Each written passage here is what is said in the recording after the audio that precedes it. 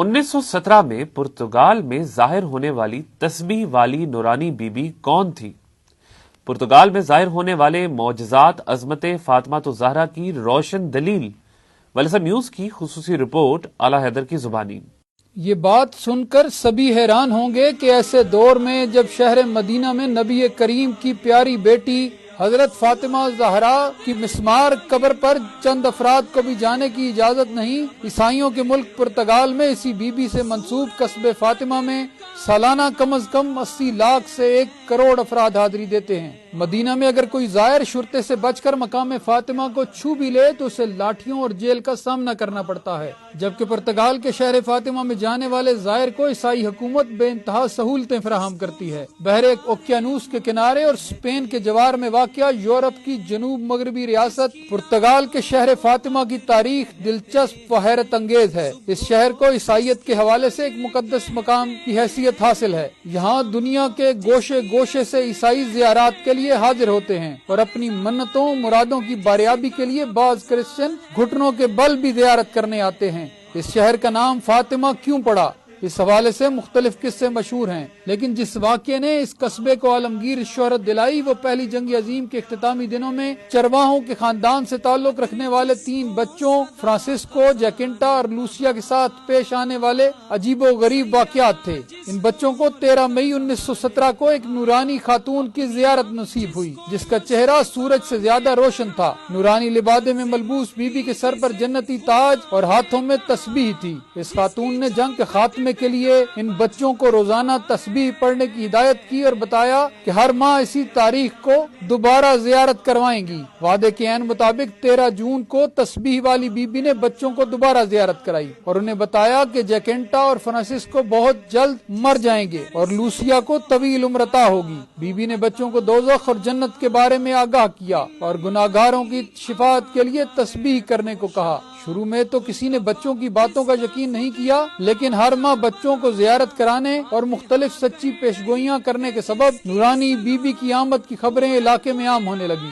اور ہزاروں لوگ فاطمہ قصبے کی زیارت کو آنے لگے۔ حتیٰ کہ 13 اگست کو علاقائی ایڈمنسٹریٹر نے بچوں کو گمراہ کن نظریات پھیلانے پر گرفتار بھی کر لیا، لیکن بعد میں چھوڑنے پر مجبور ہو گیا۔ بچوں کے مطابق اس مہینے انہیں بی بی کی زیارت 19 اگست کو ہوئی، جس میں بی بی نے انہیں تسبیح کرنے اور قربانی دینے کا کہا۔ جب بعض لوگوں کے اعتراض بڑھنے لگے تو بچوں نے عوام کو بتایا کہ 13 اکتوبر 1917 کو بی بی عام لوگوں کو بھی اپنا معجزہ دکھائیں گی۔ غرض یہ کہ 13 اکتوبر کو فاطمہ قصبے میں پورے یورپ سے 1 لاکھ کے لگ بھگ لوگ جمع ہو گئے، جن میں اخباری نمائندوں، پادریوں سمیت ہر شعبہ کے لوگ شامل تھے۔ جب 13 اکتوبر کا دن طلوع ہوا تو ہزاروں لوگوں نے دیکھا کہ سیاہ بادلوں نے فاطمہ قصبے کو گھیر لیا اور پورا قصبہ جل تھل ہو گیا۔ پھر اچانک بادلوں کے درمیان میں سے ایک پلیٹ کی مانند سورج برآمد ہوا۔ معمول سے دھیمی چمک کے ساتھ سورج کا عجب انداز تھا، وہ مسلسل گھوم رہا تھا اور اپنے ہالے سے باہر نکل آیا تھا اور اسی طرح جھومتا ہوا زمین کی جانب بڑھنے لگا۔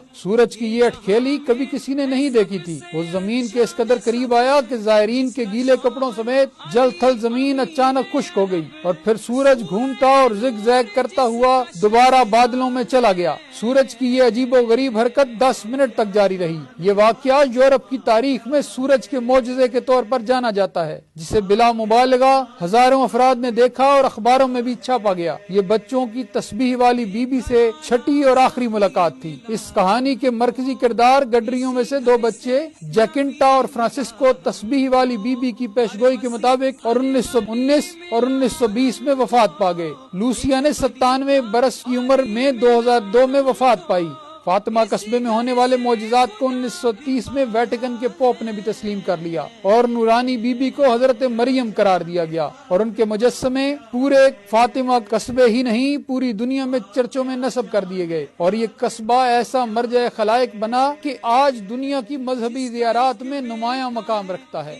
لیکن یہ بات آج تک عیسائی پادریوں اور محققین کو پریشانی میں مبتلا کیے ہوئے ہے کہ اگر وہ نورانی بی بی حضرت مریم تھی تو انہوں نے اپنے ظہور کا معجزہ دکھانے کے لیے فاطمہ نامی پرتگال کے غیر معروف قصبے کا انتخاب کیوں کیا، جو مسلمانوں کے نبی خاتم الانبیاء حضرت محمد مصطفیٰ کی بیٹی حضرت فاطمہ زہرا سے موسوم ہے۔ اس موضوع پر کئی کتابیں تحریر کی جا چکی ہیں۔ بعض عیسائی مبلغین کو یہ بھی فکر لاحق ہے کہ سورج کے معجزے کے بعد مادر عیسیٰ دنیا بھر کے عیسائیوں میں اپنے نام کے بجائے حضرت فاطمہ زہرا کی نسبت سے آور لیڈی آف فاطمہ کے نام سے جانی جا رہی ہیں۔ والعصر نیوز نے قائد ملت جعفریہ آغا سید حامد علی شاہ موسوی کی ہدایات کی روشنی میں جب اس معاملے پر تحقیق کی تو ایک ایک کر کے سارے راز اور عقدے کھلنے لگے، جن کی منزل اسلام کی سچی مبلغہ دختر رسول حضرت فاطمہ الزہرا سلام اللہ علیہا کی ذات گرامی اور ان کے بابا کا لایا ہوا قرآن تھا۔ تاریخ انسانی گواہ ہے کہ جس بی بی کے ساتھ تسبیح یعنی روزری روز ازل سے موسوم ہے وہ حضرت فاطمہ زہرا کے سوا کوئی نہیں۔ عیسائیوں میں تسبیح یعنی روزری کی روایت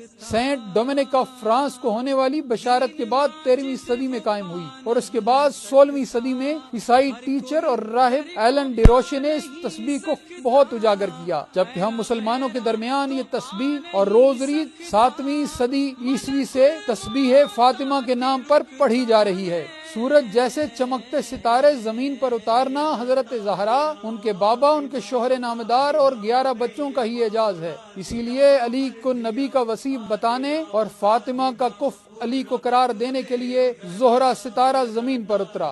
زہرا نے جب آسمان کو چھوڑا تو حضرت فاطمہ زہرا نے بام مصطفی پر کھڑے ہو کر اللہ اکبر کا ورد فرمایا اور اس ستارے کے زمین پر پہنچنے تک آپ نے 34 دفعہ اللہ اکبر کا ورد کیا۔ یہ ستارہ در حیدر کرار کے سامنے آیا تو آپ کی زبان اقدس سے سبحان اللہ کا ورد جاری ہوا اور آپ کے 33 دفعہ ورد فرمانے تک یہ ستارہ علی المرتضیٰ کی چوکھٹ پر سجدہ ریز رہا، اور جب یہ ستارہ حکم الہی کی مہر ثبت کر کے واپس ہوا تو آپ نے شکر الہی ادا کیا اور ستارہ کے واپس اپنے مقام پر پہنچنے تک آپ سیدہ زہرا نے 33 دفعہ الحمدللہ ارشاد فرمایا۔ اسی پرمسرت موقع کے صدقے عالم اسلام کو کثرت ذکر الہی کی مصداق تسبیح زہرا عنایت ہوئی۔ سنی روایات کے مطابق جب حضرت زہرا نے خادمہ کا تقاضا کیا تو رسول نے اپنی پیاری بیٹی کو تسبیح عطا فرمائی جو تسبیح فاطمہ کہلاتی ہے۔ اس تسبیح کے ساتھ استخارہ کے ذریعے انسان خدا سے براہ راست مربوط ہوتے ہیں، اسی لیے شاعروں نے بی بی حضرت زہرا کو مخاطب کر کے لکھا، تیری تسبیح کے دانوں کا سہارا لے کر مشورہ لوگ مشیت سے کیا کرتے ہیں۔ فرزند رسول حضرت امام باقر علیہ السلام ارشاد فرماتے ہیں کہ خدا کی حمد و ثنا کے لیے تسبیح فاطمہ سے بڑھ کر کوئی عبادت نہیں۔ امام صادق علیہ السلام نے اپنے ایک صحابی سے کہا، اے ابو ہارون، ہم جس طرح اپنے بچوں کو نماز کی تعلیم دیتے ہیں اسی طرح تسبیح فاطمہ بھی سکھاتے ہیں، اس لیے تم بھی اپنے لیے تسبیح کو لازم کر لو، کیونکہ اگر تسبیح کو ہمیشہ نہیں پڑھا جائے گا تو برے انجام کا خطرہ ہمیشہ لاحق رہے گا۔ امام نے فرمایا، جو بھی نماز واجب کے بعد دائیں پیر کو بائیں پیر سے اٹھانے سے قبل تسبیح حضرت زہرا کو بجا لائے خداوند تعالی اس کے گناہوں کو بخش دیتا ہے۔ جس روز عیسائی بچوں نے پہلی بار نورانی بی بی کو دیکھا وہ 13 مئی یعنی 22 رجب 1335 ہجری تھی۔ یہ دن صدیوں سے عید زہرا کے نام سے پہچانا جاتا ہے، اور جب چھٹی اور آخری بار نورانی بی بی نے معجزہ دکھایا وہ ماہ ذوالحجہ 1335 عید مباہلہ کا روز تھا۔ یہ وہی روز تھا جب نجران کے عیسائیوں نے اسلام لانے سے انکار کیا اور مباہلہ کرنا قبول کیا، تو نبی کریم نے قرآن کی سورہ آل عمران کی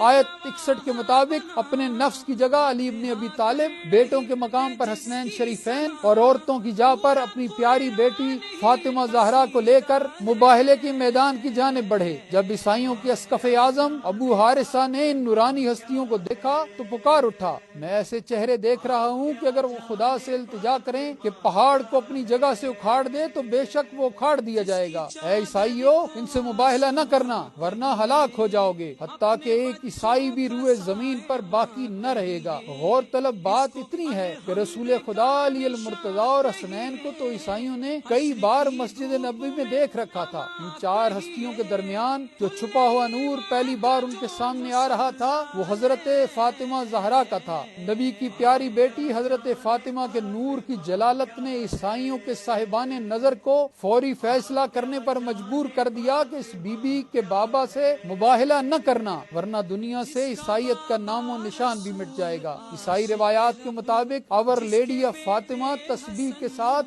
گناہ گاروں کی شفاعت کے لیے متفکر نظر آتی تھی۔ تمام شیعہ سنی روایات میں تاریخ میں جس بی بی کو شفاعت کا انمول حق دیا گیا وہ صرف حضرت فاطمہ زہرا ہیں۔ یہی بات سنی روایات سے بھی ثابت ہے۔ بخشش کا اختیار ہے جن کو بروز حشر، ایک ماں ہے اور ایک ہے نانا حسین کا عیسائی روایات بتاتی ہیں کہ پرتگال میں ظاہر ہونے والی بی بی نے 19 اگست 1917 کے روز دعاؤں کے ساتھ عیسائیوں کو قربانی کا بھی درس دیا، جو سورہ کوثر کی آیت فصلی لربک وانحر کی تفسیر ہے۔ یہ سورہ کوثر تمام شیعہ سنی روایات کے مطابق حضرت زہرا کی شان میں اتری۔ حضرت فاطمہ اپنے نور کی وجہ سے ہی زہرا کہلائیں۔ صادق آل محمد ارشاد فرماتے ہیں کہ خداوند عالم نے حضرت فاطمہ الزہرا کو اپنے نور کی عظمت سے خلق کیا۔